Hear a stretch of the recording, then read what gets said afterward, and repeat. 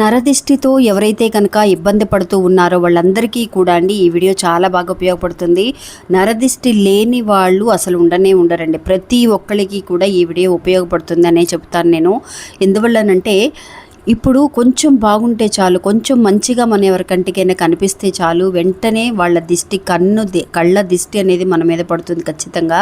అందువల్ల అలాంటి దిష్టి నుంచి బయటపడాలి అని అంటే కనుక ఒకే ఒక ఆయుధం అనేది ఉందండి.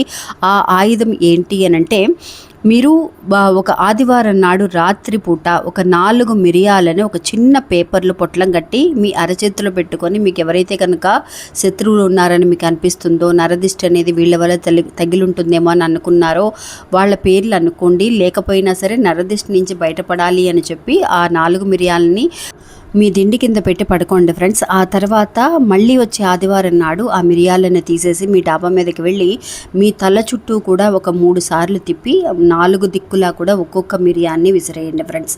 నిజంగా మిరియాలకి అంత ఘాటు పవర్ ఉంటుంది. ఒక్కసారి ప్రయత్నించి చూడండి.